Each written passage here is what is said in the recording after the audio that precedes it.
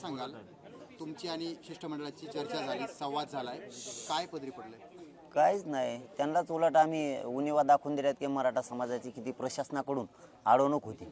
आम्ही त्यांच्या प्रत्यक्ष ते म्हणले आम्ही गावोगावी याद्या लावल्यात, ज्यांच्या नोंदी मिळाल्यात त्या आम्ही त्यांना सिद्ध करून दाखवले, याद्या लावल्या नाहीत म्हणून. त्यामुळे ते काय बोलणार आहेत, माघारी गेले.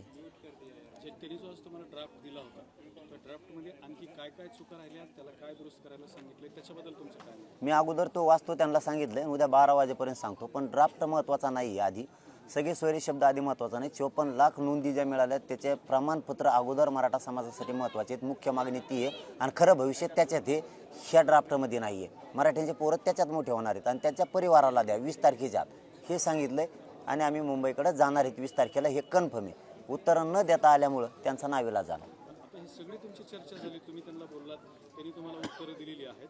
याच्यातून उद्या तुम्ही 20 तारखेला मुंबईला जाणार आहे, त्याच्यावरती काही तोडगा निघण्याची शक्यता आहे? 54 लाख नोंदी त्यांचे प्रमाणपत्र देणे, त्यांच्या सगळ्या परिवाराला देणे. 54 लाख प्लस एकूण परिवाराला दिलेला एकूण आकडा किती कोटी, ह्यो आम्हाला याचे म्हणजे पुरावे निश्चित देणे, कागदपत्रीच त्यांनी. आणि नंतर हा सगळ्या सोयऱ्याचा विषय नंतरचा आहे, त्यावेळेस तो वट हुकूम काढावा. अगोदर ही म्हणजे जसं की बागायती जमीन करायची, परंतु विहीर खांद्याच्या आधीच मोटर आणून ठेवली, विहीर खाल्ली नाही, तिला पाणी लागलं नाही, मोटर का मातीत टाकीतो का मग? तर असा प्रकारे उलटं आले, ते सरळ यायला पाहिजे होतं. आधी नोंदी, नंतर परिवाराला देणे आणि नंतर हा ड्राफ्ट सगळ्या सोयऱ्यांचा. तर ते उलटं इकडं असं चालले, त्यामुळे ते मान्य नाही. 20 तारखेला मराठा समाज 100% जाणार. एकच दिवस शिल्लक राहिला आता, म्हणजे याचा अर्थ असं समजायचा की 20 तारखेला मराठा समाज हा मोठ्या संख्येनं मुंबईच्या दिशेने रवाना होणार. मराठे तयारच आहेत, फक्त ते मराठे मजा बघतात आता घरी टी व्ही बघून. तुम्ही लय आमची बेस्ट ही केलेली आंदोलनाची धुरा सांभाळलेली, ते बघतात काय काय चाललंय, कुठं कसं कसं आहे. ते रेडी तयार आहेत, फक्त पिशे उठलायचं काम आहे. आम्हाला आरक्षण घेऊन यायचं, आमच्या पोरापेक्षा आम्हाला मोठं कोण नाही. मराठ्यांना विनंती आहे, इतक्या ताकदीनं बाहेर पडा. आरक्षण दुसऱ्या दिवशी सकाळी मिळालं पाहिजे, इतक्या ताकदीनं बाहेर पडा. उद्या तह होण्याची कुठलीही शक्यता नाही. तहन फे ते तह होते, आता काय तहन फे तेव्हा तह सुद्धा शब्द पाळला जायचा. आता काय एकूण आजच्या बैठकीमध्ये सगळ्या गोष्टी एक गोष्ट सिद्ध होती की प्रशासन काम करत नाही.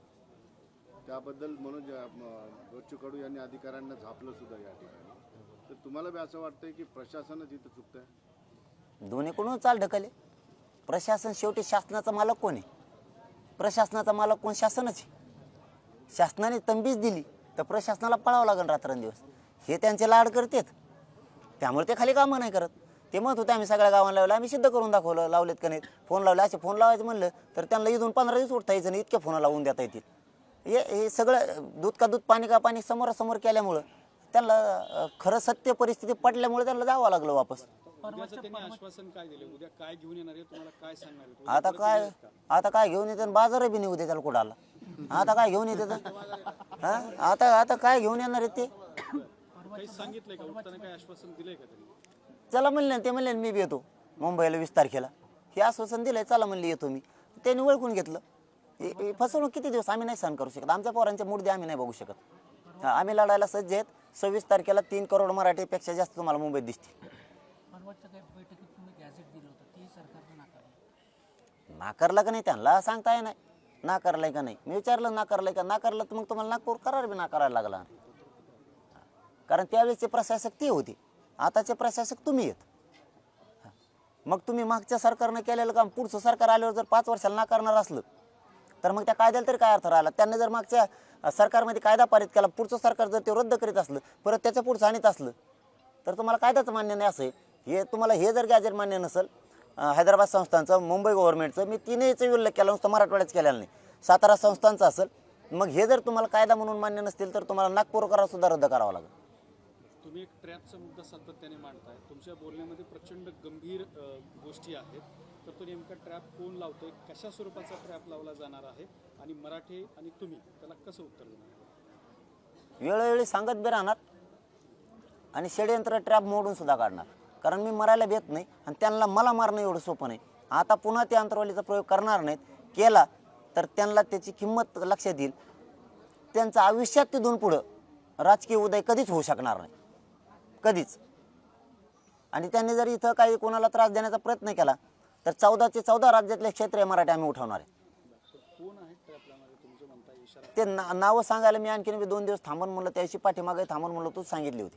मी सांगत असतो, मी थांबतोय 2 दिवस, अधिकृत माहिती घेतो. कारण काय राहतं, कळालंय नावासहित कळालं कोणचा मंत्री आहे, कोणाच्या मागे आहे, कोण दुकानदारी मराठ्यांच्या जीवावर चालत होती हे बी नावं मला माहिती आहेत. कोणत्या जिल्ह्यातले कोण कोणाला उठवतं हेही माहिती आहेत. सगळ्यांचे बुडं वाजणार आहेत, मराठी सगळ्यांचे बुडं वाजवणार आहेत. नसता त्यांना विनंती आहे, समाज मोठा धरा, समाजाचं कल्याण होऊ द्या, गप राहा, कोणाचं ऐकून समाजाचं अस्तित्व खराब करू नका आणि तुमचं अस्तित्व खराब करून घेऊ नका. तुमच्या दुकानदारीसाठी, तुमच्या प्रसिद्धीसाठी, तुमचा नेता बनण्याचं तुम्ही टी व्हीला नाही येणार, पेपरला नाही येणार, नाही आलं तुमचं नाव तर नका येऊ देऊ, पण एवढ्या वेळेस समाजाचं वाटोळं करू नका, त्यांचं ऐकू. तो नेता पहिल्या फळीतला आहे, मंत्री पहिल्या फळीतला आहे, दुसऱ्या फळीतला आहे का तिसऱ्या फळीतला सगळ्याच फळ्यातली ती लय कंड यांना. पाटील, तुम्ही या बैठकीमध्ये फार जास्त संतापलेले दिसला. तपासण्या झाल्या नाही म्हणून तुमचा संताप अनावर झालेला का फक्त लोक येऊन फक्त शब्द देत आहेत आणि वेळ काढतायत? एवढा संताप आज कशासाठी? एवढी मोठी यंत्रणा असून तुम्ही सुट्ट्या दिल्या महसूल कर्मचाऱ्याला, राज्यातल्या सगळ्या सुट्ट्या होत्या तर रद्द केल्या हे काम करण्यासाठी, तरी काम होत नाही. तुम्हाला 2 महिने मागितले, त्याच्यानंतर 1 महिना मिळाला तरी काम वाढत नाही. याचा अर्थ तुम्ही मराठ्यांना किती गांभीर्याने घेतले आमच्या लक्षात आलं. आता मराठ्यांचं गांभीर्य काय असतं तुम्हाला 26 तारखेला कळलं. तुम्ही आता लक्षात येईल तुमच्या आपण केलेले चूक किती महागात पडली. पण आजचा मसुदा घेऊन सगळे सोयऱ्याच्या बाबतीत त्यांनी काही बदल करून आणले? मसुदा आमच्या पुढे आत्ता विषयच नाही आहे. मी त्यांना परवा तेच सांगितलं, 1.5 महिन्यापूर्वी तेच सांगितलं, बीडला बी 23 डिसेंबरला तेच सांगितलं होतं त्या मांजरसुंबेला त्या हॉटेलवरती. तुम्हाला 54 लाख नोंदी सापडल्या, त्याचे प्रमाणपत्र द्यावं लागणार आहे, तर त्या सगळ्या सोयऱ्याला किंमत आहे. तुम्ही ते सगळ्या सोयऱ्यांचाच नुसता आदेश पारित केला, तो कागद राहणार आहे आमच्या हातात, जिकडं नोंदीच नाही तर काय उपयोग होणार आहे त्याचा. त्यासाठी आमची मूळ मागणी 54 लाख नोंदी सापडल्यात त्यांना प्रमाणपत्र देणं आहे, त्यांच्या परिवाराला 54 लाख प्लस परिवाराला दिलेला आकडा किती, याच्यात आमचे पोरं मोठे होणार आहेत. ह्या कागदात थोडीच होणार आहेत, इकडे मिळालं तर ह्या कागदात होणार आहेत सोयरे.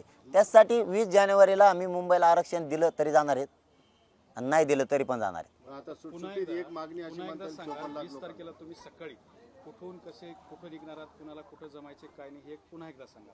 इथून आम्ही आंतरवालीहून सकाळी 9 वाजता निघणार आहे 20 जानेवारीला. मुक्काम पडलेत त्या पद्धतीनं आम्ही इथून पाथर्डी नगर मार्गे पुणे शिवाजीनगर एक्सप्रेस मार्गे हवेनं त्या आम्ही मुंबईला जाणार आहेत. टप्पे सगळे ठरलेत. मराठा समाज ज्या पद्धतीनं रोडवरती त्यांना जसं सहभागी होता येईल तसं येईल, परंतु आम्ही सुद्धा टप्प्याटप्प्या देणार आहेत. ते गणिमेकावे खेळते तर आम्ही बी काही टप्पे पाडले, आम्ही सगळंच आम्ही बी नाही सांगणार. आम्ही सुरुवातीला थोडे दिसणार, पण नंतर गेल्यावर त्यांना इतके दिसणार की त्यांना आधी वाटन हे संपल्यात विषय जमा आहे, आणि तिथं गेल्यावर त्यांच्या लक्षात येईल हे भुतडा आले कोडून इतके. परवा तुम्ही 9 वाजता इथून निघणार, म्हणजे इथं ज्या लोकांना जमायचे त्या लोकांना उद्या संध्याकाळीच इथं दाखल व्हावं लागेल. नाही सकाळी येते ना, हे थंडी हे काकडाला काय आली ते सकाळी येते नाही येते मग रातची, त्यांचा काय भरोसा नाही. मी नाही सांगू शकत रातची येणार आहे का, तेव्हा असंच वाटलं आम्हाला सकाळी येते रातचीच ग्राउंड फुल झालं. येते बी आता तरायला लागले मराठी, आता स्वतःच्या लेकराचा एवढा अपमान करायला लागलेत, नोंदी असून द्यायनात, वाटोळं करायला लागले, तर मराठी घरी झोपते ना कसे. आता नाही झोपत मराठी घरी, आणि मराठ्याने घरी झोप नका, बाहेर पडा. आता इशारा काय तुम्हाला ह्या शेवटच्या बैठकीनंतर? करते ना 1-2 दिवस प्रयत्न, वाटतंय त्यांचे उठले जरी ते गेले तरी वाटतं ते धरपड मारपड मारते उड्या थोड्या, धरपड मारपड मारते नसतं. मग याचा सरकारचा दोष असं समजू, प्रशासन सरकारच्या पुढे नाही. धन्यवाद.